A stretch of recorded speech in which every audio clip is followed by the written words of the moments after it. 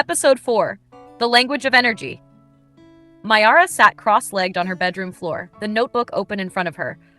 The words seemed to shimmer on the page, their meanings just out of reach. She ran her fingers over the lines of ink, as though touching them would make the knowledge seep into her skin.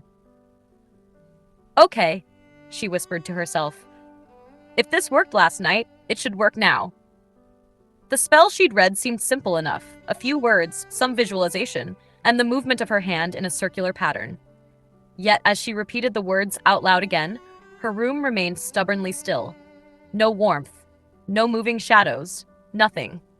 Frustrated, Maiara slapped her hands against her thighs and let out a groan. What am I missing? A soft knock came at the door. She barely had time to say, "Come in," before Lisa peeked his head around the frame, holding a bag of chips. Still working on the magic thing? He asked, plopping down beside her. Trying to, Maiara said, rubbing her temples. But nothing's happening. I feel like last night was a fluke. Lisa chewed on a chip thoughtfully. What are you trying to do?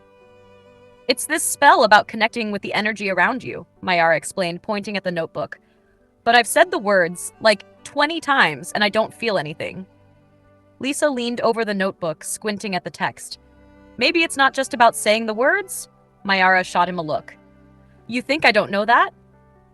Whoa, chill, Lisa said, holding up his hands in mock surrender. I'm just saying, maybe there's more to it. Like, what if magic is like gaming? You can't just mash buttons and expect to win. You have to learn the mechanics, figure out how the system works. Maiara frowned. That's actually not a terrible analogy. Lisa grinned. Thank you. Now, if I were you, I'd start with the basics. What's the point of the spell? To feel the energy around me. Maiara said, Mom wrote that magic is everywhere. It's in the air, the ground, plants, people. Right, Lisa said. So maybe instead of focusing on the spell, you should try to feel the energy first. Like, get to know it before you try to mess with it. Maiara stared at him. How do you know this stuff? I don't, Lisa said with a shrug. But I watch a lot of anime, and that's basically how it works in half of them.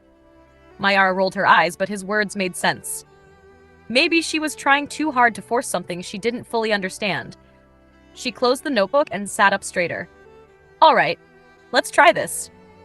Lisa leaned back against her bed, watching as Maiara closed her eyes. She took a deep breath, letting it out slowly. Energy, she whispered to herself. If it's everywhere, I should be able to feel it, right?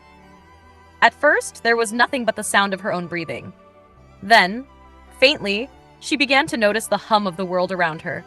The distant rumble of traffic, the creak of the apartment's old pipes, the rustle of the wind through the trees outside her window. She focused on the air itself, imagining it as a vast ocean, invisible but constant. With each breath, she pictured herself dipping into that ocean, letting it flow around her. Warmth began to bloom in her chest, faint but unmistakable. It wasn't as intense as the night before, but it was there. Okay, she murmured, her voice barely audible. I think I feel it. Lisa perked up. Really? What's it like? It's hard to explain, Maiara said, her eyes still closed. It's like warmth, or maybe a pulse. Like everything around me is alive and I can feel it breathing. That's so cool, Lisa said, leaning closer. What now? Maiara opened her eyes slowly, her heart pounding with both excitement and uncertainty. I don't know. I guess I have to figure out how to connect with it. Channel it. Lisa nodded. You've got this, Mai. Just don't overdo it, okay? No turning yourself into a toad or anything. Maiara smirked. Pretty sure that's not how it works. Lisa stood up, brushing crumbs off his shirt. Well, let me know if you need a test subject. I'll be in the living room if you need me. As he left, Maiara returned her focus to the notebook. Lisa was right. This wasn't going to be as simple as reading words off a page. Magic wasn't about the words. It was about the intention behind them.